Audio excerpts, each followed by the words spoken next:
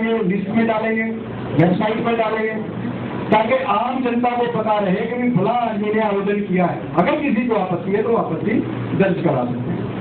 7 दिन के बाद वो क्लेम्स एंड ऑब्जेक्शन जो है उनका डिस्कशन करेंगे। जिसका जो पात्र है, जो जिसका फॉर्म स्वीकार हो जाएगा, उनका नाम जो मतदाता सूची में शामिल होने के लिए रख लिया जाएगा, और जिनका फॉर्म रिजेक्ट हो जाएगा तो उनका फॉर्म जो है वो रद्द कर दिया जाएगा। Next, appointment of DLA. मैं राजनीतिक दलों से पहले निवेदन कर चुका हूँ कि आप डीएलए जो है गुड विल एविडेंस अपने जरूर बनाइए। मुझे ये कहने में संकोच नहीं है कि पॉलिटिकल पार्टीज का जो रिस्पॉन्स है बड़ा यूथ है, मेरी for reasons known to them, कारण तो वो जानते हैं क्यों ऐसा नहीं हो पाता है। मेरी इस तरह की, क्योंकि बहुत सारे अब हमारे पूरे हरियाणा में 17,018 पोलिंग स्टेशन है कि आप जरूर अपॉइंट करें। ये ड्राफ्ट रोल का डाटा जो आज हमने ड्राफ्ट रोल पब्लिश किया है, जो आपके अवलोकन के लिए है, जिसका हम चाहेंगे कि हम अध्ययन करें, और उसमें 2 तरह से आप हमारी मदद करें। एक मदद तो ये आपके नोटिस में मतदान मत जो है वो आप बनवाइए, वोट जो है बनवाइए।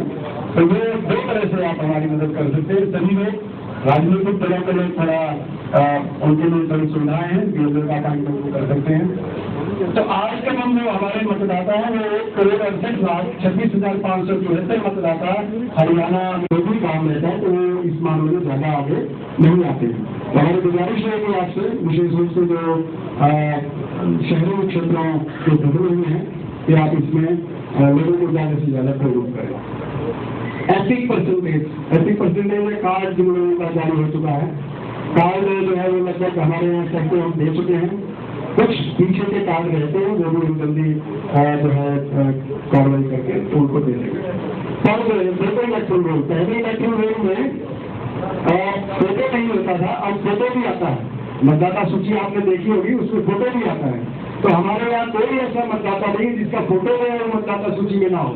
हर व्यक्ति का फोटो जो है मतदाता सूची में है। EP ratio, electric population ratio, मतदाता जनसंख्या अनुपात जो है मैं आपको बता चुका हूँ, हमारा 5% के करीब थोड़ा सा है, जो उसके लिए प्रयास करना है। और एक बहुत बड़ी समस्या हरियाणा में जो चलती है, जेंडर रेशो, लिंगानुपात, स्त्रियों का जो अनुपात है वो बहुत कम है। आबादी में अनुपात बढ़ रहा है, और 900 से ऊपर हम जा चुके हैं। मतदाता सूची में भी हमें महिलाओं का ज्यादा से ज्यादा पंजीकरण करवाना चाहिए।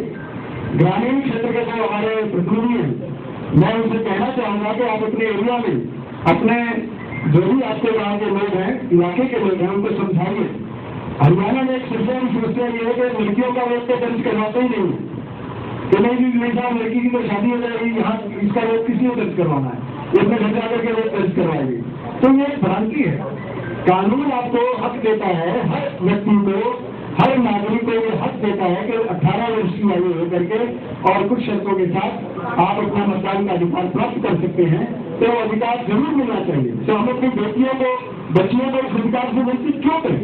जब शादी होगी तो वहाँ बन जाएगा, बनाने में कोई दिक्कत नहीं है। मैंने बताया आपको एक फॉर्म भरना है और पिछले अधिनियम दे देना है, नई जगह पर जाकर के इतना ही करना आपको। किसान, मैं पंचकुला में रहता हूँ, पहले मैं रायपुर वाली में रहता था, ये मेरा पता था, वहाँ का वोट आप काट दीजिए, मेरा यहाँ बना दीजिए। बहुत सिंपल, आपकी जिम्मेदारी सिर्फ इतनी है। आगे ये निर्वाचन आयोग का एक पूरा विस्तृत एडवर्टीजमेंट आज अखबारों में भी हमने दिया है, आप लोगों ने देखा होगा। ये हमने सोचा कि आपको भी यहाँ रूबरू करवाऊं इसे। थोड़ा आप सभी का धन्यवाद कि आप समय निकाल करके यहाँ बता रहे हैं, और इससे भी बड़ा धन्यवाद इस बात पर रहेगा कि आप अपने अपने क्षेत्र में जाकर ये जो मतदाता शुद्धिकरण का कार्य किया जा रहा है, इसमें अपना सहयोग दें। अब मैं यहाँ पर पॉलिटिकल पार्टी के सदस्य भी यहाँ पर उपस्थित हैं। यदि कोई अपनी बात इस बारे में कहना चाहता है, कृपया वो कहिए।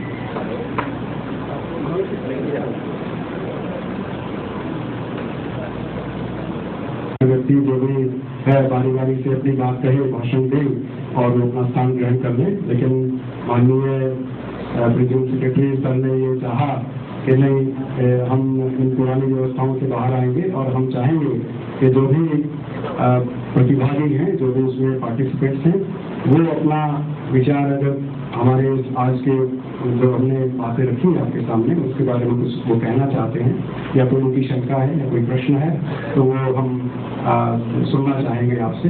ये सर की मेरी इच्छा है तो हमारी आपसे गुजारिश है कोई अगर आप इस बारे में अपना विचार रखना चाहते हैं तो वी आर मोस्ट वेलकम। जो भी एक कृपया हाथ खड़ा कर लें उनके पास हम माइक पहुँचा दें। तो हमारे को सबसे बड़ी समस्या ना बूथ के ऊपर आती है ये 121, 22, 26 6 बूथ है 26 तक। तो उन 6 के 6 बूथों के ऊपर उस सेक्टर के अंदर डबल मकान नंबर है, तो एक हाउसिंग बोर्ड का और एक हुड्डा का। हाउसिंग बोर्ड का जो बूथ है 126 नंबर और हुड्डा प्लाट में उसी नंबर पे 121 नंबर बूथ है। तो उस 121 नंबर बूथ की वोट 126 नंबर के एड्रेस पे होती है। वहाँ पर तकरीबन सारा ऐसा ही है। कोई भी आप वोट लिस्ट हम किसी भी बूथ की अगर उठाते हैं, ये गोयल साहब बैठे हैं सेक्टर 19 से, ये आपको बता सकते हैं हरेक वोट तो हरेक बूथ की वोट आपस में मिक्स है। मैं एक मकान में रहता हूँ, मेरी 121 बूथ नंबर पे वोट है और ये मेरे साथ वाले मकान में रहते हैं, इनकी 126 नंबर बूथ पे वोट है। इससे अगले मकान वाले की फिर 121 में है, उससे अगले वाले की फिर 126 में है। वो बहुत बड़ी समस्या मतलब उसकी रहती है। उसके बारे में थोड़ा उसका निदान कराया जाए, किसी की ड्यूटी लगाई जाए।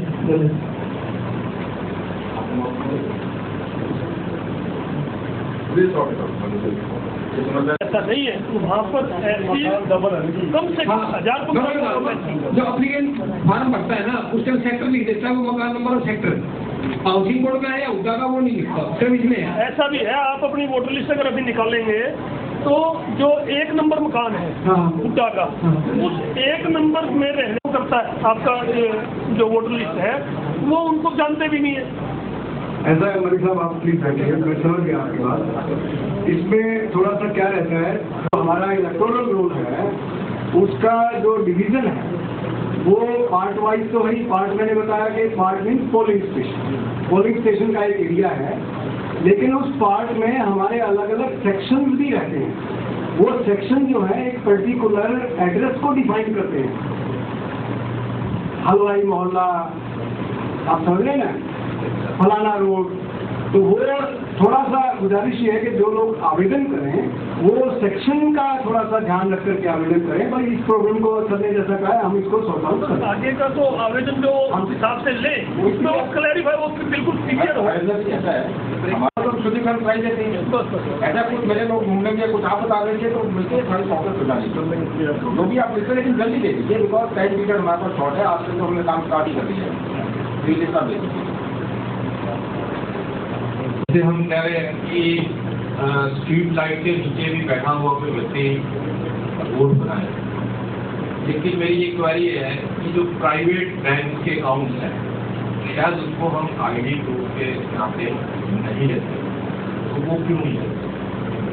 ऐसा शर्मा जी, जो एविडेंस की बात है, जो डॉक्यूमेंट्स प्रिस्क्राइब हैं वो तो जो निर्वाचन आयोग ने प्रिस्क्राइब किए हैं वही ले सकते हैं। मेरा ये सजेशन है इसको इंक्लूड करिए। आज प्राइवेट अकाउंट्स लोगों के हैं और वो ऐसे इजीली खुलते नहीं है। ये आपकी बात ठीक है, हम ये आपने सुझाव दिया है तो हम चुनाव आयोग को ये मामला भेज करके उनसे अप्रूवल दे देंगे और फिर आगे इसको इनकॉर्पोरेट करा देंगे।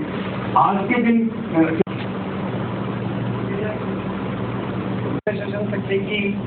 पीछे के इलेक्शन के टाइम जो वोटर लिस्ट बनती है बार बार चेंज हो जाती है। जब विधानसभा के या लोकसभा के इलेक्शन हुए काफी लोगों का जो है ब्लॉक नाम उसमें कट गया था, जबकि लोग वहीं परमानेंट रेजिडेंट हैं। जब वोट डालने गए उनका वहाँ वोटर लिस्ट में नाम नहीं था। ये समस्या नहीं होनी चाहिए। जो परमानेंट रेजिडेंट है, एक बार वोट पड़ती है, वो चाहे एससी का इलेक्शन हो, चाहे पंचायत का इलेक्शन हो, कोई भी इलेक्शन हो, सब जगह वो चलनी चाहिए। आदमी को बार बार ये बड़ी बॉदरेशन रहती है कि कहाँ वोट पड़ाए, उसकी कैटेगरी से दोबारा बनानी पड़ेगी वोट, तो हमें भी बड़ी प्रॉब्लम आती है। इसका समाधान प्लीज करें। मैं सेक्टर 11 से right and private house welfare association का प्रेसिडेंट हूँ। मेरी एक ही समस्या है कि हमारे वहाँ DAV school and Manav Mangal school में वोट पड़ती है, जिसमें समस्या ये है कि हमारे सेक्टर के तकरीबन 4 ब्लॉक हैं। एक housing board block, private houses के 2 ब्लॉक, एक गवर्नमेंट क्वार्टर का ब्लॉक। इसमें प्राइवेट हाउसेज को कई दूसरे ब्लॉक से मानव मंगल स्कूल में आना पड़ता है, जिसमें कई बुजुर्ग लोग जो चल फिर भी नहीं सकते, उनके लिए बड़ी मुश्किल होती है।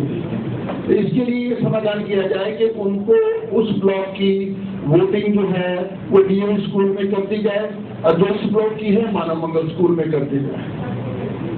थोड़ा सा ये समाधान हो जाएगा ताकि बुजुर्ग आदमियों के लिए दिक्कत ना आए। धन्यवाद। जब आप बात करते हैं लोकल लेवल के इलेक्शन की, चाहे वो पंचायत के हो, पंचायत समिति के हो, म्यूनसिपल कॉर्पोरेशन के हो, ये स्टेट इलेक्शन कमीशन करता है जो हरियाणा सरकार की एक एंटिटी है। वो हमारे से वोटों से जरूर लेते हैं, लेकिन फिर अपने हिसाब से उसमें जो चेंजेस करते हैं उसमें इलेक्शन कमीशन की तरफ से हमारी तरफ से कोई इंटरफेरेंस नहीं होती है। एक बार जो वोट बन गया है तो आदमी परमानेंट वहीं रह रहा है तो उसका वोट सब इलेक्शन के लिए मान्य होना चाहिए। वो क्यों कट जाता है उसके बारे में आप ये आपके सजेशन हरियाणा सरकार को हम दे देंगे, but this is out of the preview of election commission of India. वो हमारी वोटर लेके उसमें आगे चेंज करते हैं अपने लोकल इलेक्शन के लिए, बट आपके सजेशन वैलिड है, बिल्कुल ठीक सजेशन है। और जहाँ तक आपने बताया मानव मंगल स्कूल की ये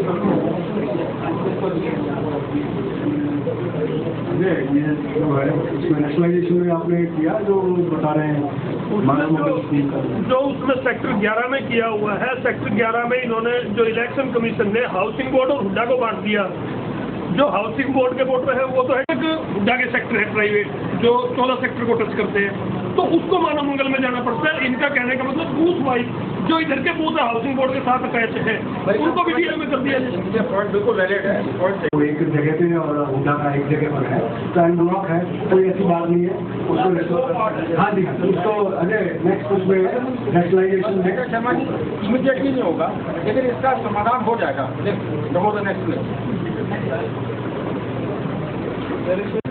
क्योंकि जनरली कई प्रॉब्लम आती है, जैसे भैया लोग जो आलू बांट करते हैं गवर्नमेंट की तरफ से, उनका पता नहीं लगता कौन कौन भैया लोग वहाँ स्कूल के बाद कोई मिस्त्री लगी होती है।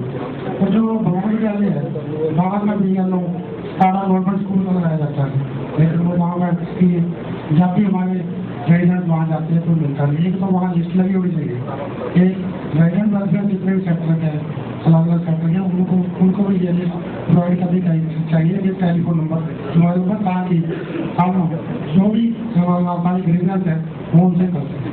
धन्यवाद।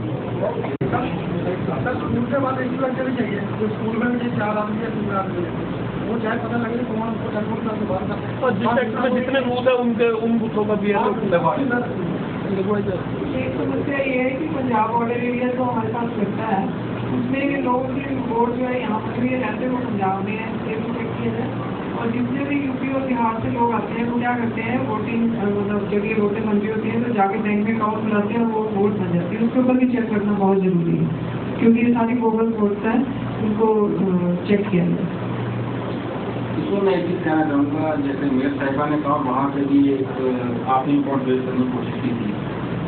ये हमारे नोटिस में आ रहा है कि जो हरियाणा की कॉन्स्टिट्यूएंसीज बॉर्डरिंग अदर स्टेट्स हैं, चाहे वहाँ यूपी लगता है, इधर पंजाब लगता है, जब उस स्टेट में इलेक्शन होता है तो वहाँ जाकर रिपोर्ट बन जाती है, हमारे होता है तो यहाँ आके रिपोर्ट बन जाती है। ये इस वजह से हो पा रहा है कि अभी हर स्टेट का जो डेटा बेस है वो अलग से है, वो इंटीग्रेट नेशनली नहीं हुआ। जैसे आपका आधार कार्ड यूनिक है पूरे इंडिया में, जिस दिन ये वोटर डेटाबेस इंटीग्रेट हो जाता है पूरे इंडिया में तो ऑब्वियसली डुप्लीकेट नहीं होगी। ये इलेक्शन कमीशन के नोटिस में आ चुका है। सेंट्रलाइज डेटाबेस बनने का काम चल रहा है, जैसे ही पूरा होगा तो इस समस्या का समाधान हो जाएगा। मीनवाइल जब तक इलेक्शन कमीशन इसको सेंट्रल डेटाबेस को बनाता है, अगर आपके नोटिस में कोई स्पेसिफिक केसेस हैं वो कृपया करके बताइए, immediately take action. But we are aware of the problem and it will be solved. इसमें एक बात मैं कहना चाहूँगा, जैसा सर ने पॉइंट आउट किया, वो है जो नेशनल डाटाबेस बन रहा है और उस तरह की चीज़ें जो फिलहाल आप लोग इस तरीके से सहयोग कर सकते हैं वो ये है क्योंकि आप सभी किसी न किसी रूप में जनता के प्रतिनिधि हैं। जो जहाँ भी इस तरह की चीज़ें आपके नोटिस में हैं कि डुप्लीकेट वोट्स हैं, पंजाब में भी रह रहा है आदमी, यहाँ पर भी रह रहा है, तो मैंने अभी आपके सामने एक्सप्लेन किया कि फॉर्म 7 जो है, फॉर्म 7 भरा जा सकता है, क्योंकि वैसे आप लिस्ट देते हैं उसका वेरिफिकेशन करना थोड़ा उसमें टफ रहता है। प्रॉपर फॉर्म 7 अगर आ जाता है ERO के पास तो नेचुरल है उसका वेरिफिकेशन उनको कराना ही पड़ेगा, there is no way out, क्योंकि फॉर्म 7 आ गया, वो लिस्ट में चला गया, सब नोटिस में तो उसके ऊपर एक्शन जो है वो ऑटोमेटिकली हो जाएगा। तो गुजारिश ये है कि उस एरिया के जो भी आपके लोग हैं उनको आप थोड़ा सचेत कर दीजिए। ऐसे लोगों का वो फॉर्म 7 भर करके जमा करा दें। और एक ये मैं बताऊंगा आपको, एक व्यक्ति जो है वो 5 से ज़्यादा का ऑब्जेक्शन नहीं रेज कर सकता। ये नहीं है कि एक व्यक्ति पूरे वार्ड का ऑब्जेक्शन रेज कर दे, ऐसा नहीं है। तो ये प्रक्रिया थोड़ी टेम्परेरी अपनाई जा सकती है। 6 की 5 में ऐसे मतलब वार्ड को वार्ड ही होनी चाहिए, जिस वार्ड में रहता है उसी में होनी चाहिए। ये नहीं भी 7वें वार्ड में दी हुई है ना, उसमें सारी गलत हुई है। सुनील जी, आपके यहाँ कितने पोलिंग स्टेशन हैं गांव में? गाँव में तो अपने में तो एक है, पर जैसे अदरवाइज। हाँ, तो हमारा मैं समझ रहा हूँ आपकी बात को। आपकी जो समाट है तो उसमें कोई दिक्कत नहीं है। तो वार्डबंदी ये है कि इसमें हमारा अधिकार क्षेत्र नहीं है। ये जो है जो रूरल पंचायत डिपार्टमेंट जो है वहाँ उनके स्तर पर बनती है। और जो स्टेट, जैसा सर ने पहले पॉइंट आउट किया था कि जो लोकल बॉडीज की और पंचायतों के जो चुनाव हैं वो राज्य चुनाव आयोग जो है उनके देखरेख में होते हैं। तो ये वहाँ का मामला है, इसमें हम आपकी मदद नहीं कर पाएंगे वार्डबंदी में। तो क्योंकि अगर हमारे 2 बूथ होते तो हम समझ सकते थे कि 2 पार्ट में गाँव बटा हुआ है और उसको हम करेक्ट कर सकते। वोट डालते हैं, ऐसा मैं चाहता हूँ कि इसमें मदद की जाए भी। आप हमारी वोटें हमारे ही वार्ड में मतलब के डाली जाए। आप कौन से इलेक्शन की बात कर रहे हैं? एमसी वाले इलेक्शन जो होते हैं। ऐसे अभी 2 बार वो बात पहले हो चुकी है जी कि वो हमारे उससे कार्य क्षेत्र से बाहर है। एक मकान है तो एक ही वोट होनी चाहिए या एक ही परिवार की? अगर उसमें 10-10 मंजिलें बनी है तो उसकी वोटें क्या जायज हैं? ऐसा है 10 मंजिल है और 10 मंजिलों पर लोग रह रहे हैं तो फिर उनका वोट बनने से तो कोई रोक नहीं पाएगा। वो तो उनका एड्रेस है, वहाँ पर वो रहते हैं। ये तो बात आप मानते हैं, वो रह रहे हैं वहाँ। जी जी, वो रह रहे हैं तो उनका वोट बनेगा। वो नहीं, फिर ऐसा नहीं होगा। इसमें की कोई पाबंदी नहीं है कि एक मकान में 5 वोट बनना है, 15 बनना है, ऐसा नहीं है। ठीक है, जितने लोग रहते हैं। हाँ, नहीं रहते हैं तो बात अलग है। जी, थैंक यू। सर, अंकुर गुलाटी।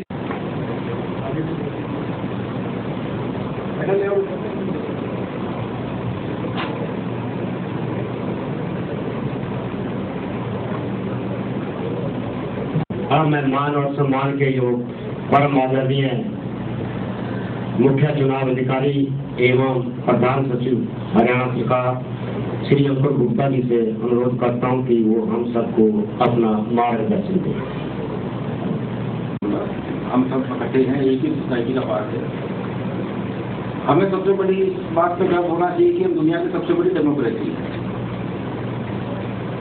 और ये जो उसी डेमोक्रेसी का एक प्रथम चरण है कि सही आदमी की वोट बने और गलत आदमी की वोट कटे। फिर जिस दिन वोट पड़ती है उस दिन फिर हम झगड़े करते हैं कि ये गलत आदमी आ गया, सही आदमी आ गया। तो अगर आज ही हम ठीक कर लेंगे तो हमारी डेमोक्रेसी और ज़्यादा स्ट्रेंथफुल होगी। मैं एक ही सवाल आपके सामने रखना चाहूँगा।